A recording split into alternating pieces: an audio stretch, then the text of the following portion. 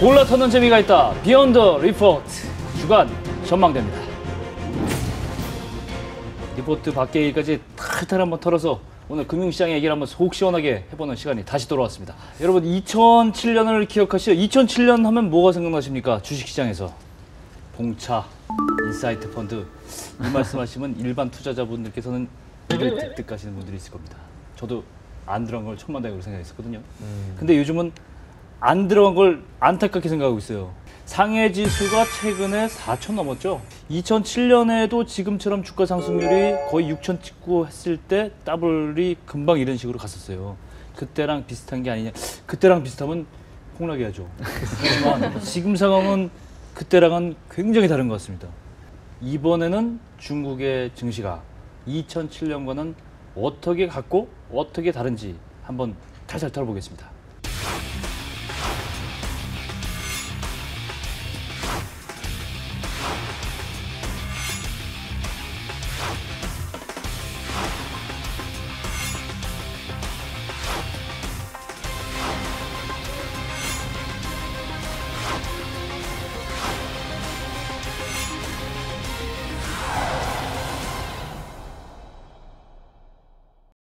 펀더멘탈상으로는 여러 가지 의견들이 있었습니다만 증시는 한 방향으로 가겠단 말이에요. 중국하면 항상 이제 저희가 걱정하는 거는 이게 믿을 수 있는 통계냐. 역사적인 어떤 굉장히 긴 침체를 주식시장은 벗어나려고 하고 있다라는 굉장히 강한 신호라고 봅니다. 자, 그럼 펀더멘탈부터 봐야 되겠죠? 중국의 펀더멘탈 경기 지표를 봐야 되는데 일단 GDP 얘기 안 할 수가 없어요. 중국의 국가통계국이 1분기 GDP 발표를 했는데 7% 나왔어요. 근데 우리가 생각하기 7% 굉장히 뭐 그럴싸한데 중국 자체만 놓고 봤을 때 7%는 굉장히 낙담할 만한 수준이라고 모두가 평가를 하고 있지 않습니까? 근데 이 지표를 과연 이 6년 만에 최저치인 성장률을 어떻게 봐야 되는지 이 부분부터 좀 짚고 넘어야 될 것 같습니다. 어떻습니까? 7%. 딱 듣자마자 어떤 생각이 드셨어요? 일단 뭐 시장의 컨센서스가 7%였기 때문에 네. 뭐 예상 수준이었다라고 생각은 하고요. 그리고 작년부터 이제 중국의 성장률이 7% 중반에서 올해는 7% 내지는 뭐 6% 후반 정도로 하락할 거다라는 그런 얘기들이 있었기 때문에 네. 뭐 수치 자체가 그렇게 쇼킹했던 것 같지는 않아요. 다만 이제 내용적으로 봤었을 때 전 부분에서 골고루 이 지표가 둔화되는 모습들이 좀 나타나고 있어서 과연 중국 정부가 의도하는 대로 이른바 이제 연착륙에 성공할 수 있을 거냐, 네. 아니면 예상과 다르게 이게 또 경착륙으로 갈 수 있을 거냐, 그게 상당히 중요한 것 같고요. 1분기는 조금 애매하게 나온 것 같아서 2분기 데이터에 대한 그런 확인 심리가 더 커질 것 같다는 생각이 좀 들었습니다. 그렇군요. 저도 같은 의견인데 상당히 경기 방어가 힘겹구나 그렇게 느꼈어요. 일단 네. 작년 11월에 인하했고 올해 3월에도 인하했고 지지율도 인하했고 근데 그럼에도 불구하고 일단은 좀 방어가 쉽진 않구나. 예, 그렇게 느꼈습니다. 그렇군요. 일단 지표상으로 놓고 봤을 때는 물론 말씀하신 대로 컨센서스는 부합했지만은 지금 원래 중국의 성장률 그러면 두 자릿수가 나와야 돼요. 10%가 이게 상식이었잖아요. 오랜 동안. 근데 7% 나오는 거 봐서는 중국도 점점 성장률이 낮아지는 게 아니냐. 그렇게 되면 중국에 대한 어떤 기대 심리를 달리 봐야 되는 게 아니냐. 그런 생각들을 많이 하거든요. 일시적인 그 어떤 둔화 현상일까요? 아니면 또 급격하게 또 회복할 수 있다고 보십니까? 일단은 중국 지금 하고 있는 그 구조 조정 있잖아요. 네. 뉴노멀 시대에 진입했다고 얘기하고 있고 네. 사실 10%는 그렇게 나쁘진 않은 숫자로 제가 보고 물론 있어요. 절대 수치는 안 낮아요. 절대. 우리가 생각해도. 그거 10% 그 자체는 별 의미 없다고 생각합니다. 요즘 8이 나와도 요즘 9로 나와도 비슷비슷한 것 같아요. 왜냐하면 중국 GDP 수준보다는 그 내부 상황으로 봤을 때 네. 3차 산업이 전년 대비 7.9% 증가했거든요. 네. 그리고 전체 GDP에서 차지하는 비율은 56.5를 기록했어요. 네. 근데 이 3차 산업이 올라가면서 사실 6%, 10% 성장해도 이 중국 정부 주요시하는 1,000만 명의 목표, 이 고용가 되거든요. 그렇죠. 그래서 아무 문제 없습니다. 예. 굉장히 낙관적으로 보시는군요. 일단 네. 근데 우리 시청자분들께 좀 말씀드릴게요. 우리 박인금 연구원께서는 지금 중국에서 20년 이상 이 업에 종사를 하셨기 때문에 아직은 한국말이 조금 네. 좀 양해를 하시고 중국말로 하세요. 중국말로 하시면 자막을 자막 넣어드릴게요. 들어가는. 네.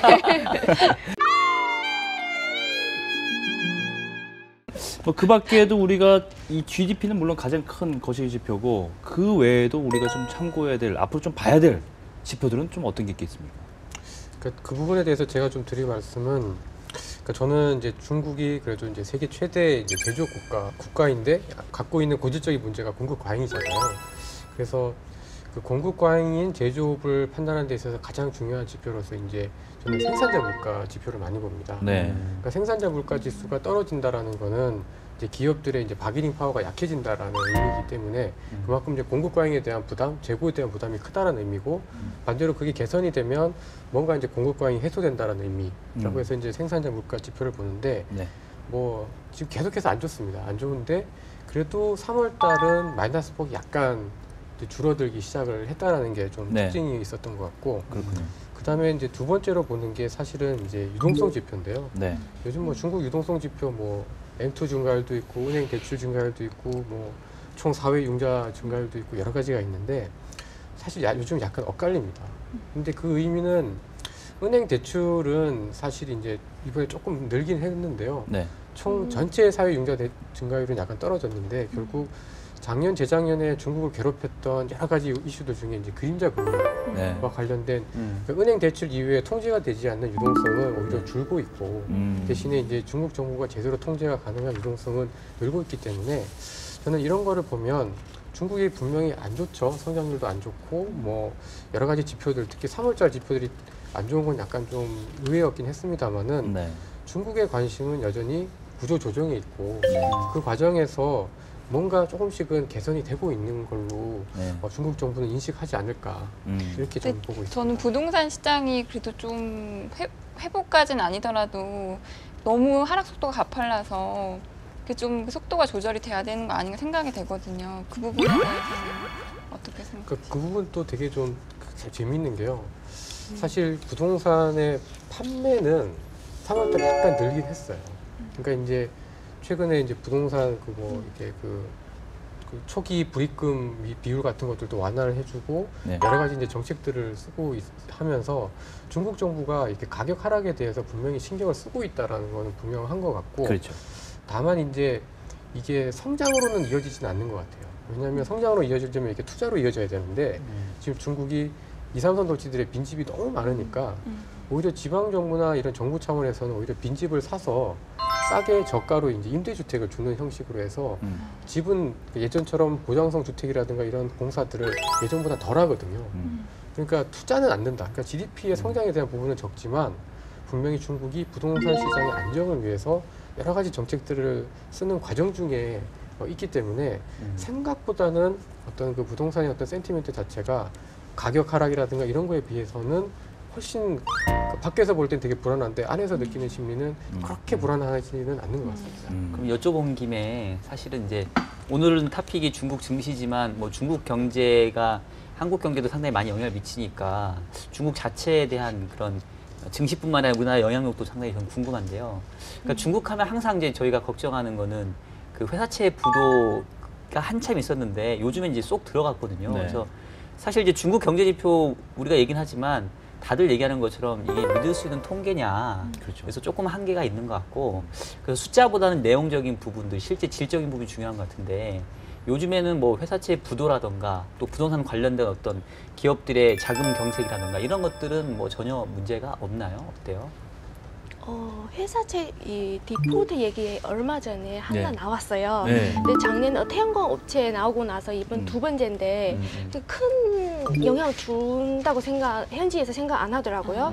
왜냐하면 이 전체 그냥 자발적으로 회생하든지 아니 알아서 이 기업들이 죽어가든지 이렇게 내버려 두는 거죠. 네. 처음에 첫 번째 디폴트 했을 때는 엄청 사람들이 걱정했었는데 근데 이제는 정부 입장에서는 회사 알아서 하라 이런 식으로 되는 거라서 그냥 한국 시장에서도 아무 반응이 없었더라고요. 맞아요. 예. 근데 지난주에 아마 어떤 기업이 디폴트 냈다고 얘기 나왔었거든요. 근데 현지에서도 크게 뭐 걱정하는 그런 눈치는 아니었습니다. 이 구조조정의 일환이라고 볼 수 있는 것 같습니다. 펀더멘탈상으로는 여러 가지 의견들이 있었습니다만 일단 증시는 이렇게 헷갈리는 중에서도 한 방향으로 가고 있단 말이에요. 위쪽으로 계속 가고 있어요. 저희가 보기엔 그 리포트들 보니까 5천도 가능하고 그 사상 최고치 기록도 뚫을 수 있을 수도 있다 이렇게 얘기도 나오는데 오늘 제가 질문 드리기 전에 오늘 도이치방크에서는 레포트를 잠깐 봤는데요. 이렇게 중국 증시가 랠리를 하는 이유가 딱 세 가지다. 간단하게 얘기해서 첫 번째는 금리 하락 정책을 계속 취하고 있기 때문에 유동성이 계속 공급될 것이다.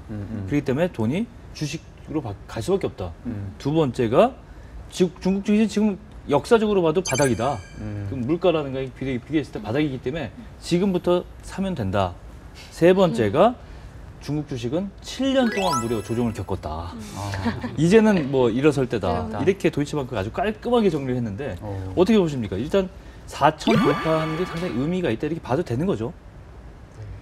그래서 저는 4천에 대한 의미를 어떻게 보냐면요. 보통 버블이 붕괴되고 난 다음에 주식시장, 예를 들면 니케이가 이제 90년 이후에 2만 갔다가 이렇게 떨어지고 난 다음에 회복폭이 한 3분의 1에서 절반 정도가 일반적이었습니다. 네. 그러니까 상해 주가 지수도 이제 6천 갔다가 이제 1,500까지 갔다가 네. 2천이 바닥이었다 이제 4천 올라왔는데 네.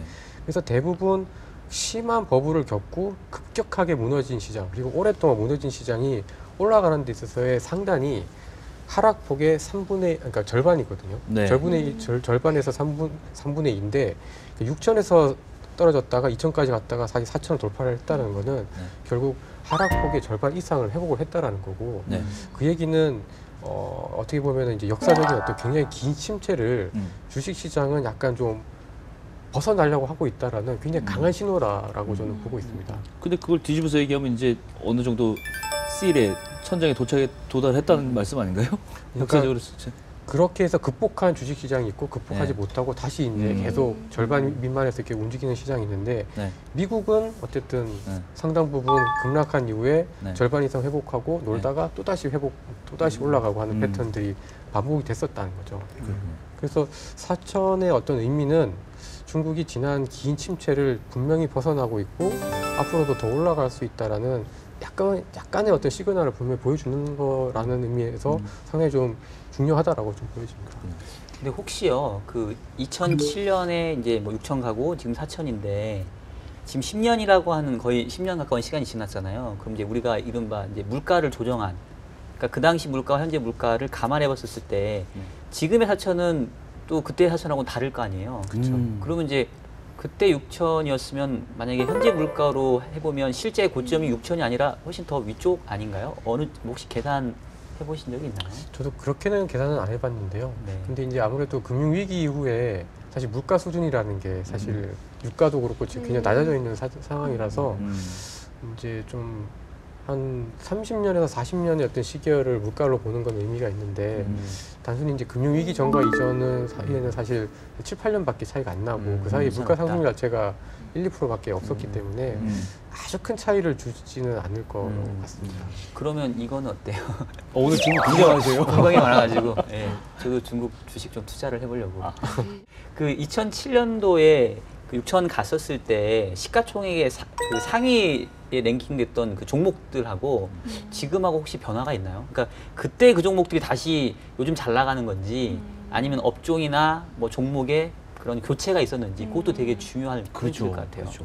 그때 한 금융 막 이런 거 좀 많이 오르가지 않아? 전반적으로 다 오르겠지만 근데 이번에는 보시면 인프라 관련된 거 예를 중국 잘 아시겠지만 신시크로드 1대1로 국토개발권이 있으니까. 예, 지난 4분기부터 맨날 외쳤거든요. 제가 뉴스에 이렇게 인터넷 접속할 때마다 이 1대1로 눈이 띄었어요.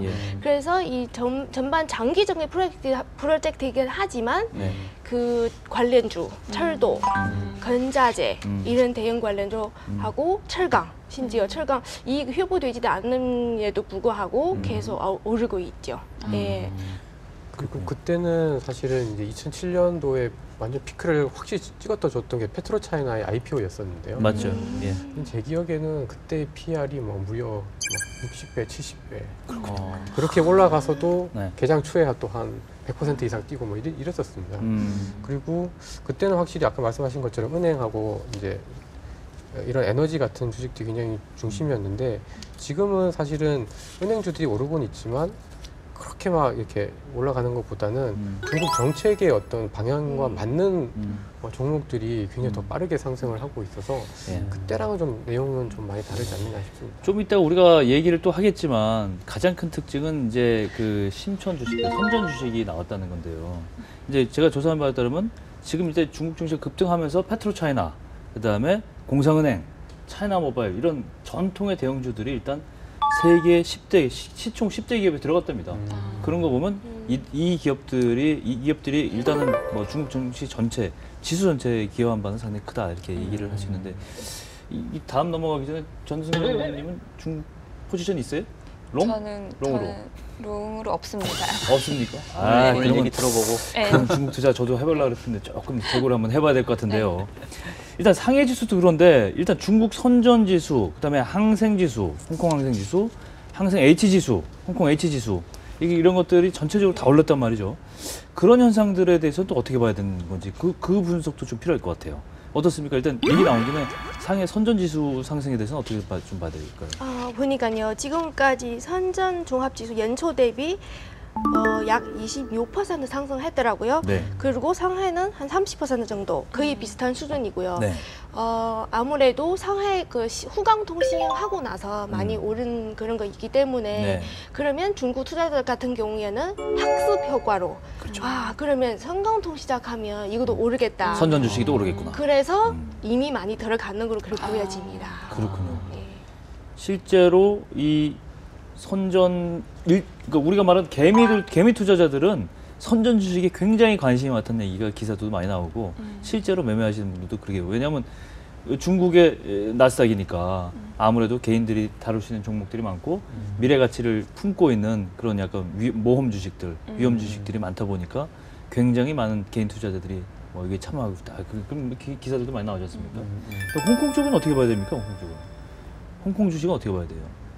홍콩은 최근에 그 처음에 후광동 시행할 때는 별로 관심 못 받았거든요. 네. 근데 상하이로 많이 이렇게 물려 있었기 때문에 근데 요새는 홍콩 위주로 자금이 많이 들어가는 걸로 보여집니다. 네. 일단 QD 중국의 현지에서 해외로 투자하는 자금이랑 네. 해외 자금이 홍콩으로 많이 들어가고 있고 왜냐하면 이 상하이랑 홍콩 동시 상장한 기업을 봤을 때는 홍콩 그 PER 그 배류에이션으로 봤을 때는 네. 되게 디스카운트 받고 있는 상황이어서 여력이 더 있군요. 위로 올라가. 이제는 좀 더 네. 그쪽으로 가는 거 왜냐면 너무 상하이 많이 올랐기 때문에 차 있는 거죠. 어느 수준까지. 그러면 이제 홍콩 가야 하지 않겠나 이렇게 추세적으로 가고 있는 것 같아요. 근데 이제 중국 증시도 역시 뭐 이제 점점 오픈이 되고 있으니까 A주, B주의 경계선이 점점 허물어지고 있다고 봐야 되는데 넓게 보면 그렇지 않습니까? 근데 외국인들의 실제로 투자하는 비중들이나 종목들이 늘어나거나 돈의 양이 많아지고 있다는 걸 확실하게 느낄 수 있습니까? 그거는 명확히 이렇게 통계된 데이터가 나올 수가 없더라고요. 네. 보니까 중국 증시에 봤을 때 외국인 투자하는 건 비주.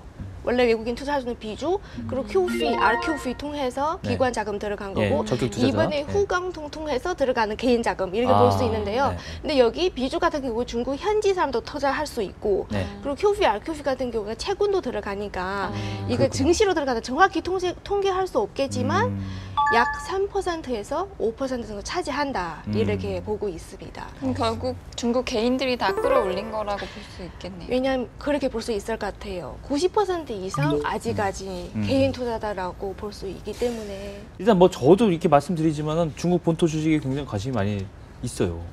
개인적으로 있는데 우리 국내 투자자들의 어떤 중국 증시 투자 이건 실제로는 어떤지 좀 상당히 궁금해요. 이제 뭐 요새 뭐 제품들도 많이 간접 제품들도 나오고 중국의 직접 투자하는 방법에 대해서도 후광통 이후에 관심이 높아지고 있는 걸로 보이는데 어떻습니까? 엄청나죠. 네.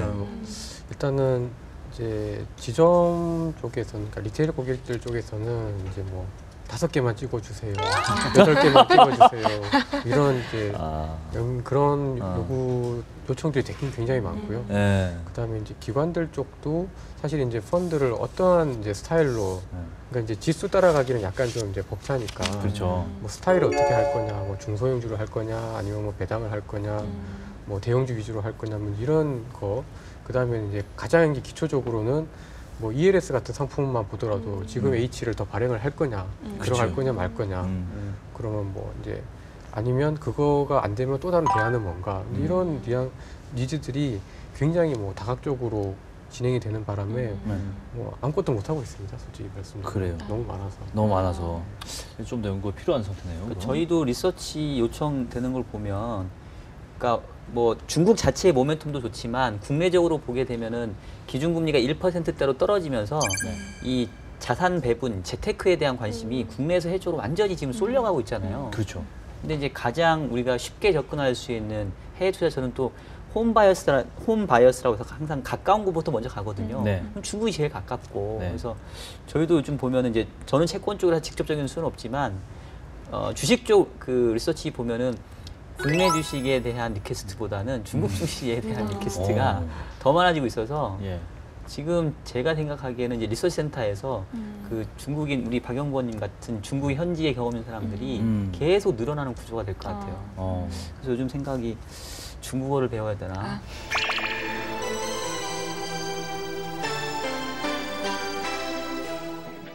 그렇다면 중국 증시 입장에서는 한국 투자자들이 외국인 아니에요. 그렇죠. 외국인들의 관심이 이렇게 높아지고 있는 거예요. 중국 입장으로 봐서는. 근데 일단 후광통이 작년 11월부터 이제 후광통이 나오면서 바로 이제 관심이 굉장히 높아지고 있다 이렇게 봐야 되는데 후광통 이후에 개인 투자자들이 후광통의 어떤 덕을 좀 보고 있는 건가요? 있죠. 분명히 있죠. 네. 근데 그때 후광통뿐만 아니라 그때 12월 때는 작년에 중국 정부 같은 입장에서는 금리 인하, 깜짝 금리 인하 했거든요. 네. 요새 이거 다 예상된 금리 인하 이런 거 말고 정말 모르는 사이 갑자기 금리 네. 인하 했어요. 네. 마무리해서 후광통도 시행되거든요. 네. 그러면서 많이 오른 것도 있는데 하지만 중국 개인 투자자 같은 입장에서는 옛날에 우리만 했었던 이런 증식인데 네. 이제 외국인도 들어오네? 그러면 자금 들어오는 것에 대해서 기대감이 있을 거 아니에요. 네. 얼마 들어올 건지에 떠나서 일단은 심리적으로 돈 들어올 수 있다고 생각합니다. 그렇죠. 예. 이 성광통까지 시행이 되면 이제 또 다른 또 지형의 변화가 일어날 거다 이렇게 많이들 예상하고 근데 있죠. 사실 위안화 환율 측면에서는 자금이 막 많이 들어왔으면 중국 경제 비중에 비해서 많이 들어왔으면 환율이 빠졌어야 되는데 실제로 자본 수지 작년 4분기에 400억 달러 이상 적자였거든요. 예, 그러니까 사실 규모는 미미했다고 봐야 될 것 같아요. 예, 예. 저는 사실은 이제 후광통의 영향은 그냥 트리거는 제공을 했지만 사실 제도 자체가 미치는 영향은 거의 미미했다라고 좀 보고 있고요. 다만 이제 저는 이제 어떻게 이해를 하냐면 12월 달에 이제 중앙경제공작회의 열리는 즈음에서 중국 정부가 발표한 것 중에 저는 이렇게 확 눈에 들어왔던 게 자본의 융자 방식을 바꾼다라는 이야기가 있었어요. 그러니까 간접 금융에서 이제 직접 금융 방식으로. 네. 근데 간접 금융은 은행 대출, 그렇죠. 직접 금융은 뭐 회사채나 예. 주식 발행. 주식 발행을 통해서. 이제 주식 발행을 하려면 아무래도 이제 주식 시장이 좋아야 되잖아요. 거래라든가 PR이 좀 올라가야 발행이 돼서 되는데 그래서 저는 중국이 기존에 이제 어떤 광유 유동성의 그 뭐 그림자 금융이 이것 때문에 너무 많이 이제 어떤 크레딧에 약간 위험을 느끼다 보니까 네.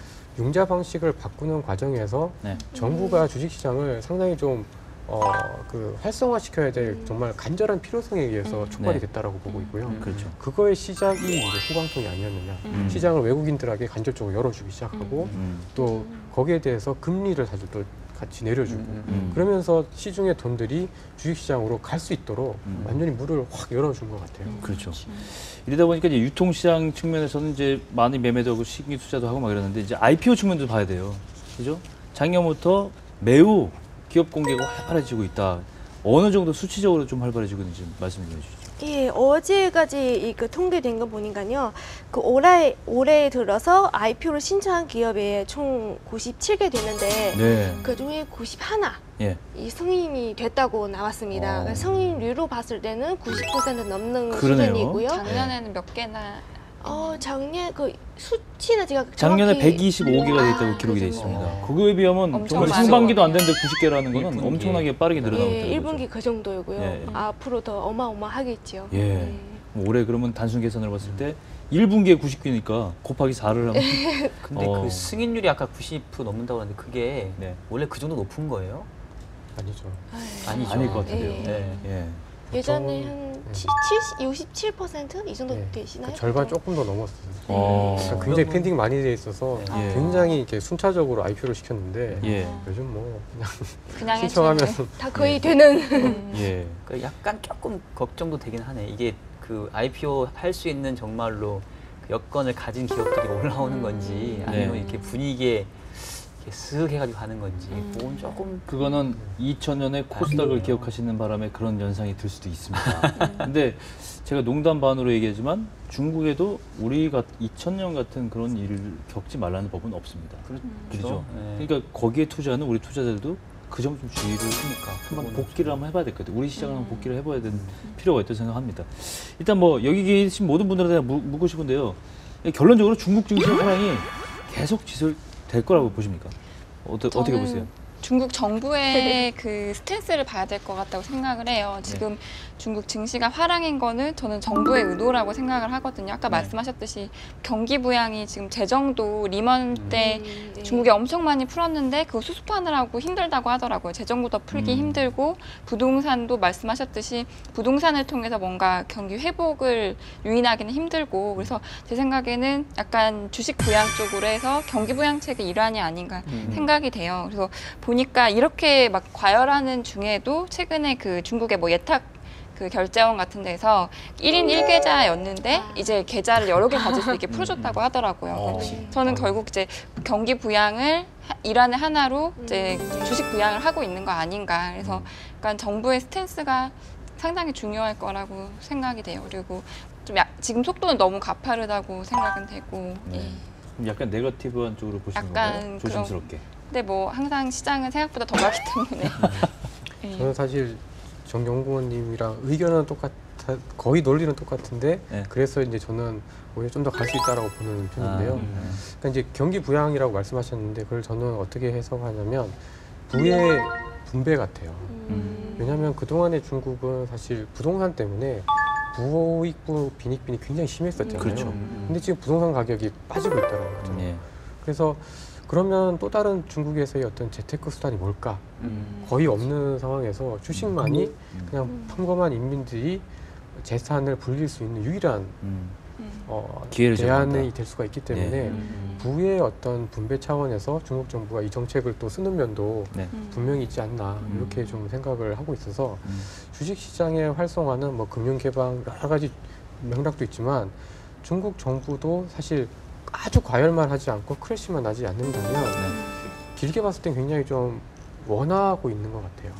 그리고 여전히 중국에서는 주식이 그나마 다른 금융 상품이라든가 이런 거 봤을 때는 가장 저평가된 자산이다. 이렇게 저는 보여집니다. 박영권님은 어느 쪽으로 배팅하고 싶으세요? 저는 이제 뭐 사실 제가 중국 전문적으로 보는 사람은 아니니까 근데 글로벌 유동성 환경적인 측면을 봤을 때는 중국 정부가 뭐 의도적으로 어떤 부의 재분배를 위해서 부동산 쪽은 죽이고 약간 이렇게 둔화시키고 네. 주식을 살리는 그 정책은 이해가 가지만 네. 그게 하필 왜 이번에 이렇게 효과를 내고 있을까 이제 그 근저에 깔린 배경이 더 중요하다고 보거든요. 근데 그거는 글로벌 주식 시장이 지금 다 같이 강세이기 때문에 네. 그 스토리가 먹히고 있는 것 같아요. 그러니까 글로벌 주식 시장이 다 죽을 쓰고 있는데 중국만 흘러갈 수는 없다고 보고요. 결국 근저에는 이 글로벌 유동성의 막대한 부분들이 자산 가격을 끌어올리는 부분. 그러다 보니까 미국 주식 얼마고 유럽 주식 얼마인데 우리 주식은 뭐 이것밖에 안 돼. 뭐 중국 자체의 모멘텀도 중요하고 뭐 향후에 더 긍정적인 반응도 있겠지만 글로벌리하게 지금처럼 이렇게 유동성 파티가 되는 기간에서는 중국 같은 경우는 더 정책적인 그런 어떤 그 도와줌이 있으니까 뭐 일단 올해까지는 뭐 계속 가는 쪽으로 좀 봐야 되는 게 아니냐. 미국이 금리를 올려도 미국이 금리를 올려도 뭐 시기하고 속도의 문제인 것 같고 뭐 조금 얘기가 길어집니다만은 이제 옛날처럼 미국이 금리를 인상한다 해서 글로벌 유동성이 한꺼번에 이렇게 축소되는 게 아니라 네. 그 반대로 뭐 유럽이라던가 또 일본이라던가 돈을 푸는 데 있어서 글로벌 유동성은 당분간은 계속 팽창 국면으로 저는 좀 봐야 될 거라는 생각이 들어요. 박영권님 개인적인 뷰가 어떠세요? 마찬가지세요? 저는 당연히 강세로 갈 거라 이렇게 생각하고요. 말씀하신 것처럼 미국 금리 인상 아마 큰 그 변화될 수 있다는 그런 포인트들 것 같아요. 네.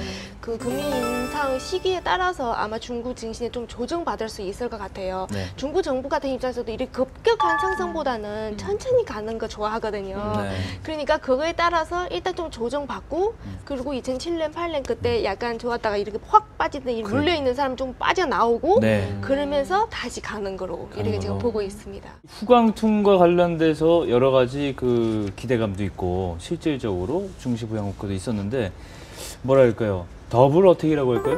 이 후광퉁에 의해서 성광퉁까지 이제 곧 시행이 되잖아요. 네? 예. 시행이 된 스케줄이 잡혀 있는데 이 후광퉁이 대형 우량주들을 중심으로 몰고 갔다고 한다면 이 선전 증시를 중심으로 한 이 성광퉁에서는 IT, 제약, 아까 말한 벤처 이런 것들이 이제 주축이 된단 말이에요.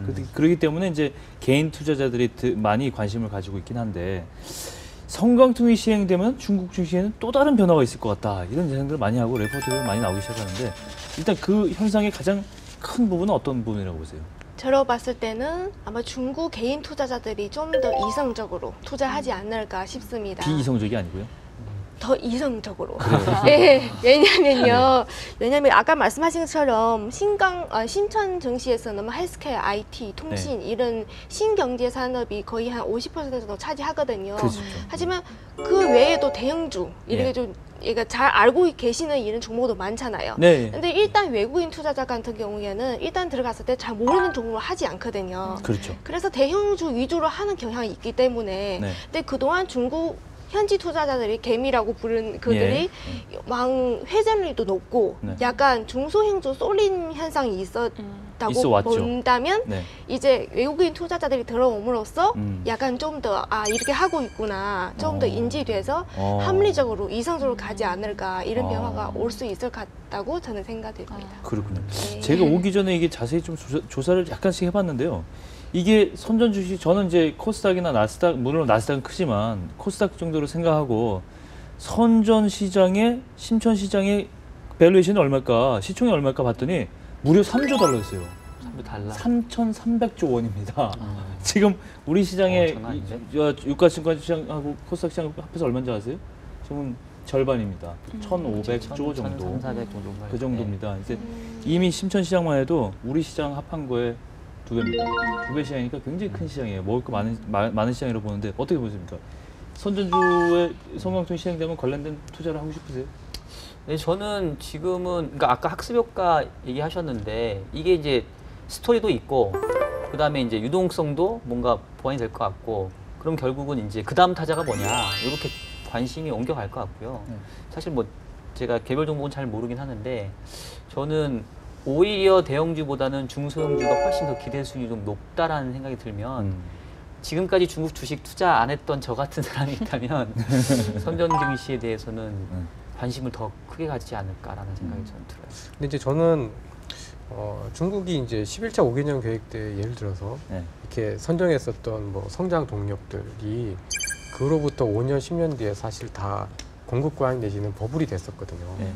그런 걸 보면 지금 성강통을 통해서 있는 여러 가지 뭐 IT라든가 이런 산업들도 뭐 이게 좋은 의미에서 약간의 버블의 모습을 좀 보여주지 않을까 이렇게 좀 생각이 들고 근데 저는 버블을 그렇게 나쁘게 보지는 않거든요. 왜냐하면 저희 한국이 IT 강국이 된 거는 옛날에 코스닥 버블로 인해서 고통을 많이 더 받기도 했지만 그래도 그래서 한국의 IT 인프라가 가장 잘 깔려 있었던 깔리게 된 계기가 됐었던 것 같아요. 그래서 성강통이라든가 뭐 앞으로 중국이 하려고 하는 여러 가지 이제 신성장 산업들이 오히려 버블로 가는 게 중국 경제나 어떤 세계 성장에 있어서 정말 요즘과 같은 저성장에 있어서 기회가 참 없는 상황에서는 오히려 기회가 좀 될 수도 있겠다. 뭐 그런 생각도 좀 해보고 있습니다. 그렇군요. 그럼 마지막으로 이 성강퉁에 대비하는 투자 전략을 권하신다면 어떻게 권하시고 싶으십니까? 투자 전략으로 네. 봤을 때는 네. 일단 아는 걸로 사십시오라고부터 말씀드리고 싶어요. 그냥 따라서 사는 것보다는 모르는데 그냥 사면요 어떻게 될지 모르는 거잖아요. 제가 그 선전 주식 보다 보니까요 아는 주식이 좀 있어요. 전 좀 물론 뭐 있으시죠? 제가 그 경제 기자이기도 하지만 진짜로 체득해서 아는 우량의 아, 예. 그거죠. 네. 우량회를 술 상장한다고 하니까 우량회가 맛이 괜찮잖아요. 아삭아삭잖아요. 네? 아유 왜? 근데 중국의 이제 그 GDP가 올라가면서 소득이 높아지면서 우량회 같은 고급 주류들의 소비가 많아질 것이다. 그리고 중국에 찾아오는 그 투자자들이 외국인들이 우량회를 맛보기 위해서 야. 아, 할 것이다라는 생각을 단순하게 생각해 보면 예. 우량회 상장과 관련돼서 우량회 종목을 나중에 한번 제가 한번 매입을 한번 해볼까 생각. 이거 자연스럽게 종목 괜찮겠습니까? 추천까지 이어지네요. 우량회. 우량회 기억하겠습니다. 아니 아는 종목을 해라고 하시니까 제가 또 우량회. 어떤 투자 전략이 연구원님이 좀 말씀해 주실까요? 중국이 이렇게 약간 짝퉁이라는 약간 오명을 쓰면서도 네. 이 전자제품, IT 이런 거에 대한 혁신의 속도가 사실은 생각했던 것보다 굉장히 좀 빠른 것 같아서요. 네. 그리고 1대1로 같은 이런 정책을 쓰에 있어서도 사실 뭐 고속철만 까는 게 아니라 뭐 인터넷 망도 깔 거에 될 거고 그런 관점에서 보면 여전히 이커머스와 관련된 종목들이나 네. 또는 이제 IT와 관련된 산업들에 관련된 종목들이 여전히 좀 성장에 대한 잠재력은 더 큰 거 아니냐 그렇게 좀 보고 있습니다. 그렇군요. 자, 오늘 메인 토크는 여기서 마무리를 좀 할까요? 외신 인사이드로 넘어가서 계속 진행해 보겠습니다.